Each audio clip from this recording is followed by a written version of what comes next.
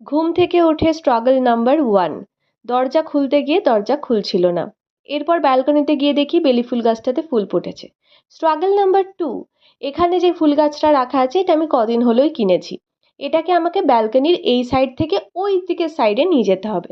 তা আমি ব্যালকনি থেকে সোজা হেঁটে ওদিকে যেতে পারতাম, কিন্তু আমার মনে হলো যে আমি নিয়ে যাওয়ার সময় হাত থেকে টবটা আমার ব্যালকনি থেকে নিচে পড়ে যাবে। তাই আমি ঘুরে ঘুরে নিয়ে গিয়ে ওইদিকে টবটাকে রাখলাম। Struggle number 3। ব্যালকনিতে ফুল গাছে জল দেওয়ার জন্য যে জিনিসটা আমার থাকে সেটা দিয়ে জল দেওয়ার সময় ওটা ভেঙে পড়ে গেল। এইবার স্ট্রাগল নাম্বার 4। না, এরপর আমি কোনো স্ট্রাগল করিনি, সোজা পোপোর টিফিন রেডি করেছি, পোপো এবার স্কুলে যাবে। এরপর আমি লেগে পড়বো ব্রেকফাস্ট বানাতে। এবার কোনো রকম স্ট্রাগল ছাড়া আমি একটা খুব ইজি ব্রেকফাস্ট বানাবো, কারণ আমার জীবনে স্ট্রাগল একদম পছন্দ নয়। কয়েক চামচ আমি ওটস নিয়ে সেটাকে মিক্সার গ্রাইন্ডে গ্রাইন্ড করে নেব। পুরো মিহি করে গুঁড়িয়ে নেবেন। এরপর সেটাকে একটা বড় বাটির মধ্যে ঢেলে নেবেন।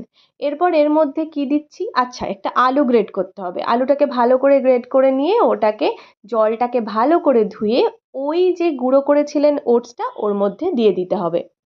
এরপর এই যে বড় ডাব্বাটা দেখছেন, এই ডাব্বাটা আমি সমস্ত খুচরো জিনিসপত্র রাখি। এখানে আমার একটা প্লাস্টিকের মধ্যে একটু চালের গুঁড়ি রাখা ছিল। অল্প একটু দিয়ে দেবো, কারণ ওটস একটু নরম মতো হয়, ওটাতে একটু ক্রিস্পি আনার জন্য আমি একটু চালের গুঁড়ি দিয়েছি।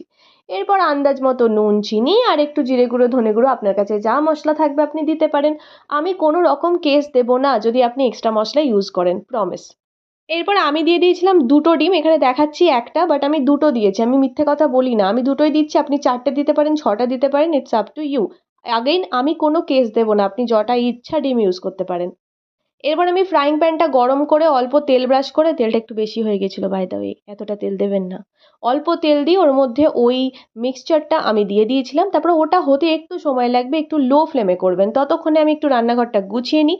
এই যে আমি তাড়াহুড়ো তাড়াহুড়ো করে গোছাচ্ছি, এতটা ফাস্ট আমি গোছাইনি, এটা একটু স্পিডটা আপ করা আছে, মানে 1 থেকে 1.5 করা আছে। এই টেকনিক্যাল জিনিসগুলো শেখা দরকার যারা ভিডিও বানান। এই যে আমি ছোটো ছোটো টিপসগুলো দিই, এগুলো মাথায় রাখবেন। এরপর এক জায়গায় আমি একটু পেঁয়াজ টমেটো কুচিয়ে তার মধ্যে একটুখানি কী বলে ওটাকে জানি, চিলি ফ্লেক্স।